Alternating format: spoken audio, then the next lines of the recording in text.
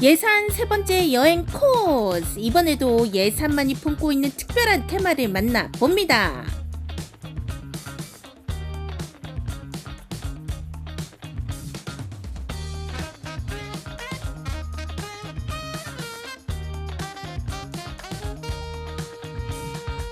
소비자와 생산자를 이어주는 유통. 여행하다가 경제 얘기가 웬 말인가 싶으시죠?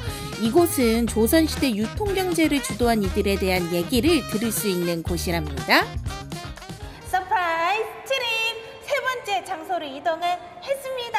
선생님 안녕하세요. 안녕하세요. 네. 제가요 네. 얼굴에 복이 그득그득한 상이다 이런 말을 많이 들어서 제가 지금은 미녀가 아니지만 조선시대로 쳤으면 미녀에다가 이렇게 복이 많아가지고 아마 큰 거상이 됐을 상이로다 이런 얘기를 들어본 적이 있는데 어떻게 제가 조선시대였으면 거상이 됐었을 것 같나요? 여자 거상은 많이 들어보진 못했지만 열심히 지금부터 노력하시면 될지도. 네네. 어차피 사람은 희망을 가져야 되니까. 아 지금부터 노력해야 되는 건가요? 네네. 좀 하셔야 됩니다. 조금. 그래요?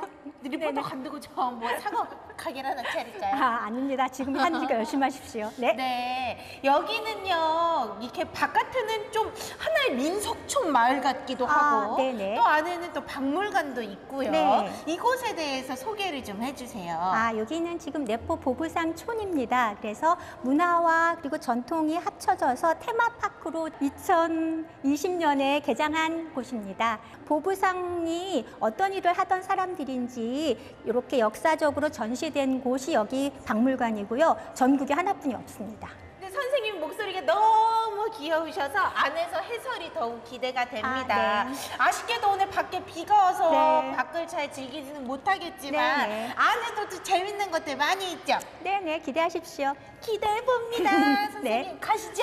네, 가겠습니다.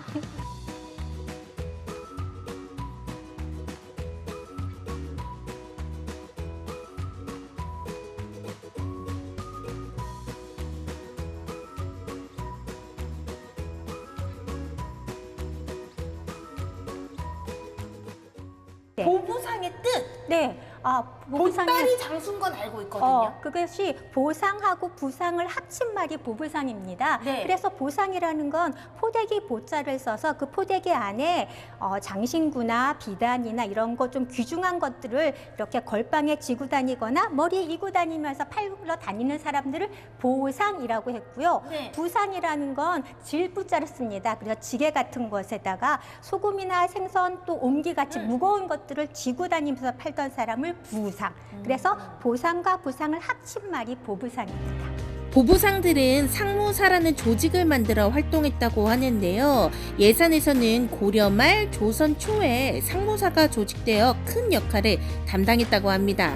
6개에 이르는 각 지역 상무사는 일제강점기 보부상 말살 정책에 따라 사라졌지만 일부 상무사가 명맥을 유지한 덕분에 지금처럼 보부상의 역사와 문화를 기릴 수 있게 된 거죠. 옆에 지도를 보니까 예산뿐만 아니라 서산, 당진, 홍성 이런 곳들 주변에 있는 도시들이 있는데 네. 뭐 자매결연 맺어가지고 여기 박물관에 전시 좀 해줘라 이런 건가요? 그건 아니고요. 네. 내포 지역이 10개의 고을이 만나서 이렇게 포구를 이루어서 그것들이 장터를 만났다 해서 지금 이렇게 지금 지도에 나와 있는 거거든요. 그런데 초기에 보면 예산 구만포라는 곳이 나옵니다. 그것도 포구인데 지금 저희가 보부상촌, 내포 보부상촌이 원래 거기서부터 있던 지역이라고 아시면 됩니다. 그래서 구만이라는 곳이 그 한양에서 구만섬에 곡식을 실어 날랐다. 그래서 구만이란 이름이 붙여졌는데 지금은 다 해상 보다는 육로로 길이 뚫리면서 지금은 명맥만 유지하고 푯말만 구만이라고 남아있다고 합니다. 그래서 이쪽 지역의 홍성 남장포 같은 경우에는 지금 낭단리 축제, 새우 축제 하는 곳으로도 유명한 이쪽 지역들은 대부분 다 포구로서 역할을 하고 있지만 반대편 지역은 대부분 지금은 간척되어서 지금 포구 역할은 하지 않습니다. 그래서 이렇게 충청남도 지역들을 몇 개를 내포로 이렇게 불렸군요. 네, 그렇죠. 보부상의 역사부터 그들의 문화를 살펴볼 수 있는 박물관을 비롯해 예산의 테마마을에서는 보부상 문화를 체험할 수 있는 코너, 전통 문화를 체험할 수 있는 체험마당도 마련되어 있는데요. 그 옛날 예산을 거쳐 팔도로 뻗어나갔을 보부상들의 발자취를 배우고 체험할 수 있는 곳이죠.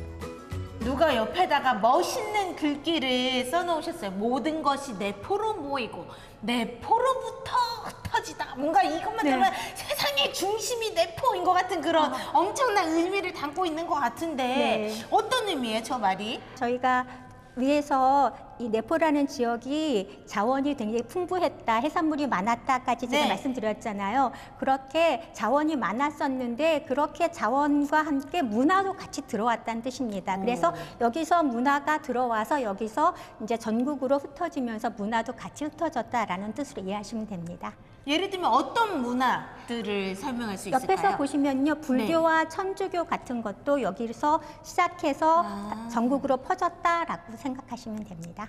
종교들도 네, 함께 네, 네. 소금과 네, 젓갈과 함께 또 네, 네. 퍼져나갔군요. 네.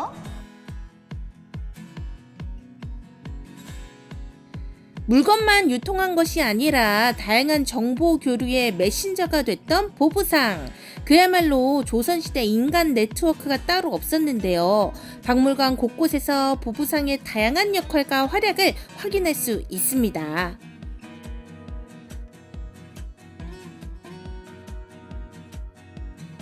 방금 전에 내포를 통해서 종교들도 들어왔는데 또 천주교도 그 중에 하나이다 말씀하셨잖아요. 네. 옆에 보니까 그 네. 흔적들이 조금 남아있는 것 같아요. 네, 많이 남아 있습니다. 그래서 천주교가 서학이란 이름으로 학문으로 처음에 이제 지식인들이 받아들였답니다. 그런데 이것이 학문으로 받아들이다 종교가 돼버렸습니다. 그래서 이제 조선시대에 유교를 숭상하던 나라였는데 조상을 숭배하지 않는다고 하니까 그러면 너희 천주교 믿지 마라라고 이제 박해가 시작됐습니다. 그런데 저기 천주 신앙 공동체가 이쪽에서 많이 퍼졌는데 박해를 하니까 이제 그 박해 지역에서 벗어나기 위해서 전국으로 천주교 신자들이 흩어지면서 이 내포에 천주교가 시작하면서 흩어졌다라는 뜻으로 이해하시면 됩니다. 이 내포의 천주교 신자들이 성지로서 많이 또 여행을 오시겠네요. 네, 네, 그렇습니다.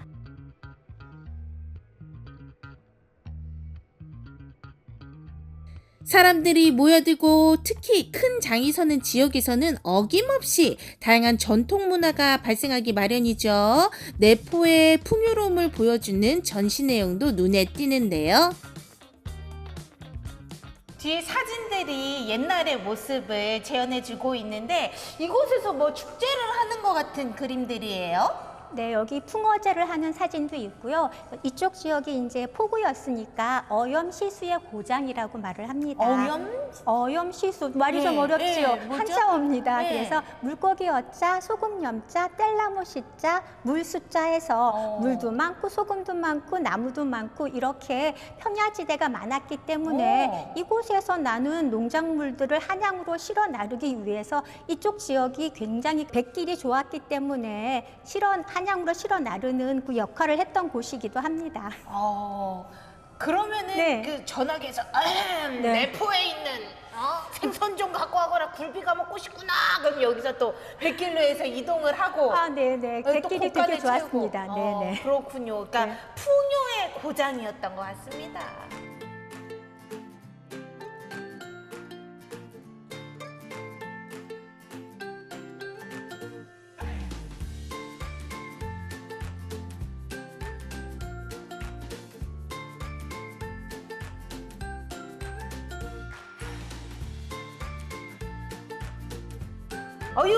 장터에 그냥 사람들이 바글바글합니다, 네네. 선생님. 실감 나는데요, 이렇게 보니까요. 네, 그렇죠. 장터를 이렇게 형상화해 놨거든요. 그러니까 저작거리라고 해서 보통 5일장이 처음에는 10일에 한 번씩 열렸답니다. 그런데 이제 조선시대가 그 상업이 발달하기 시작한 최초거든요. 그래서 대동법이라는 말을 설명을 조금 드리면은 나라에 세금을 내는데 그 전까지는 이 공납이라고 해서 곡물로 나라에다가 세금을 바쳐야 되는데 네. 지역 특산물을 바쳤습니다. 그런데 그것이 폐해가 많아서 그러면 우리 조금 더 쉬운 쌀이나 이 옷감으로 세금을 내라. 그 가다가 다 상하고 썩고 곰팡이 나고 식물로 그럼- 받치면 그렇죠. 힘들잖아요. 현물이 그래서 어려웠어. 그래서 이제 대동법이 시행되면서 이제 장터에서 나와서 농민들이나 수공업자들이 물불 교환하기 시작했습니다. 그러면서 상업이 발달했다고 합니다. 이렇게 물물 교환을 통해서 조선시대 장터가 더 풍요로워지고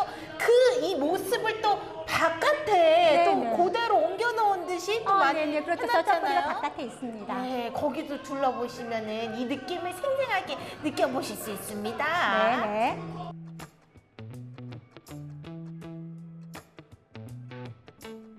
보부상이 가장 활발하게 활동할 당시에는 무려 25만 명에 이르는 보부상이 있었다고 하는데요.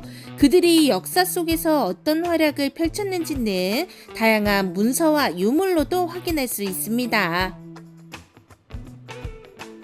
옆에 보니까 비석, 나무로 된 비석 같기도 한데 제가 아는 글자가 백, 산, 선생님 저 너무 비웃으시는 거 아니에요? 아닙니다. 수치스러워. 선생님이 말씀해 주세요. 네, 이게 백달원 선생의 위패거든요. 두목 백토산 장군 달원 선생 신이라고 써 있습니다. 네, 맞습니다. 뭐, 네. 그래서 그러니까는 보부상의 조상중이라고 생각하시면 됩니다. 그래서 백달원 선생의 위패가 전시돼 있고요. 저 옆에 보시면 현판 같은 거요? 예덕상무사라는 현판이 있습니다. 그래서 4개 지역이 예산 지역에 예산, 덕산, 당진, 면천 4개 지역을 어우르는 이쪽 지역에서 활동하던 보부상 조직을 현판이 걸려 있습니다. 보부상들이 개인이 혼자서만 이렇게 짐을 나르고 하는 줄 알았는데 생각보다 조직을 지어서 이렇게 네. 체계적으로 활동을 했네요. 오, 네, 맞아요. 굉장히 예리하십니다. 보통 행상하고 이 보부상 조직하고를 똑같다고 생각하실 때 그것이 아니라는 것을 옆에 가서 제가 해설해 드리겠습니다. 네.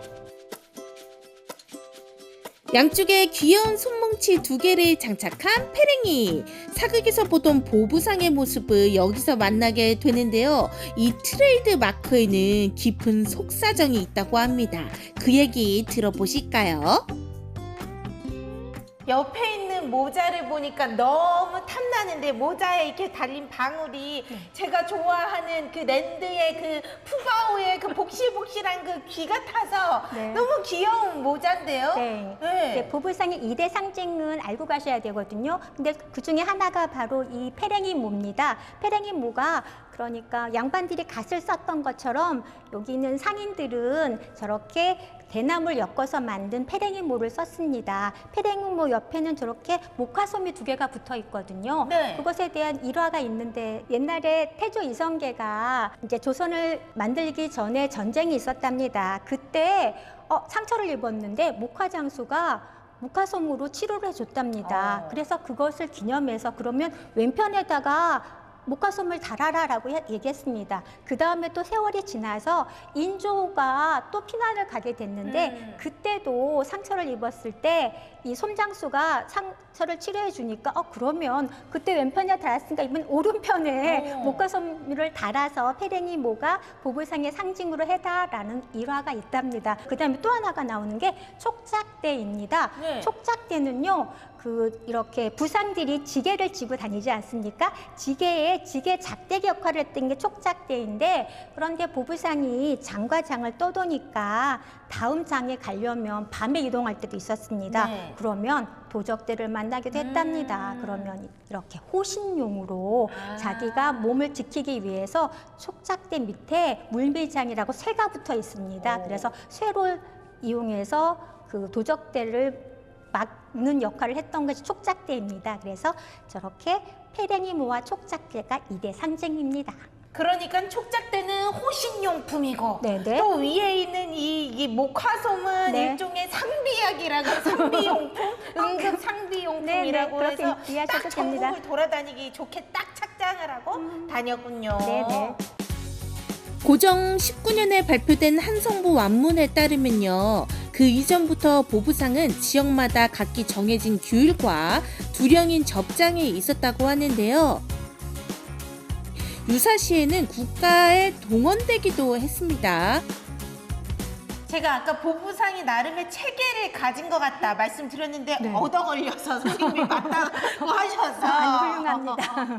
그 내용들이 또 여기 나와 있네요. 네네. 그래서 저희가 관어상인이라고 나라에서 허가를 받아서 보상들은 이렇게 옷감하고 이런 장신구들을 판매할 수 있고, 그 다음에 또 부상들은 생선과 소금과 이런 것들을 자기들이 판매할 수 있는 물건들이 정해져 있었습니다. 그래서 나라에서 허가받은 사람들이기 때문에 저렇게 접장, 영유아 반수, 공원과 집사 같이 접장은 1년에 한 번씩 뽑았습니다. 그래서 그 접장들을 이렇게 즉위식 같이 생겼지요. 여기에 오, 지금 예. 네, 공문제라고 있습니다. 네. 그것이 바로 접장들을 1년에 한 번씩 뽑는데 그 접장들의 즉위식 같은 거라고 할 수 있습니다. 그래서 이렇게 가마를 태워서 나 접장 됐습니다 얘기하고요. 그 옆에 보시면 제사 지내는 겁니다. 접장님 중에서 돌아가신 분들 제사를 지내는 것이 공문제인데 여기도 지금 1년에 한 번씩 공문제 지내고 있습니다. 비교적 무거운 짐을 나르는 부상과는 달리 못이나 비단, 장신구, 화장품 등의 가벼운 물건을 취급하던 보상에는 여인들도 많이 활동했다고 합니다. 누구나 경제활동을 할 수 있는 유연한 조직이었지만 한편으로는 매우 엄격한 자체규율로 질서를 세웠던 독특한 보부상들만의 세계. 알면 알수록 흥미롭죠? 옆에 보부상의 약속이라고 써 있는데 요즘 제가 뭐 물건 살 때 약속 같은 거 받아내면은 이거 다른 데보다 싼 거 맞습니까? 해서 이거보다 더 싼 데 있으면 제가 뭐 몇 배를 돌려드릴게 이런 약속을 받기도 하고 아니면은 AS 이거 무상 뭐 1년 해줍니다 뭐 그런 약속을 하기도 하는데 그런 종류의 약속일까요? 그거는 아니고요. 그러니까 자기들끼리 규율이라고 생각하시면 됩니다. 4가지 계명이라고 하면 되는데요. 물망어, 물팽, 물음란, 물도적해서 물자가 말물자입니다. 알 것 같아요. 네. 망언하지 마라. 그렇지요. 팽하지 마. 네네. 팽이나 같이 하지 마라. 네네, 음란죄 하지 마라. 네네. 도적 막 훔치는 거 하지 마라. 네네, 그렇죠. 그래서 저기 3계명에 물음란이라고 써 있는 게 네. 아까 제가 장터에서 그 주막에서 이제 국밥을 먹여줬잖아요. 네. 그러면은 요즘처럼 뭐 이렇게 침대가 있고 막 이런 게 아니고 그냥 방 하나에 그냥 잠만 잘 수 있던 겁니다. 그러면 네. 친구가 있는 것도 아니고 남녀도 없었습니다. 그래서 한 방에 막 20명씩 자기도 했답니다. 같이 그럴 자고. 때 네. 네네. 저렇게 약속을 했답니다. 다른 나쁜 짓 하지 말라 이렇게. 그래서 자기들끼리 규율을 가지고 그것을 엄격하게 지켰다는 거 기억하시면 됩니다.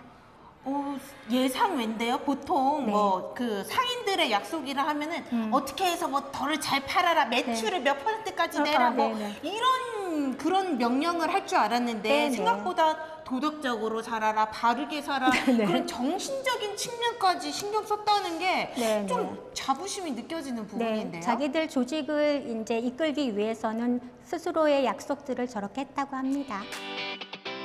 역사 속에 등장하는 보부상은 단순한 유통 전문가에 그치지 않는데요. 나라가 어렵다고 판단될 때는 굳은 일에 앞장섰던 사실들이 문헌에 기록돼 있습니다. 이렇게 큰 책이 있어요. 네, 그렇죠. 멋지죠. 네. 요게요, 지금 역사 속에서 보부상들이 어떤 일들을 했었나가 기록으로 남아있다는 거 보여드리려고요. 이렇게 전시되고 있습니다.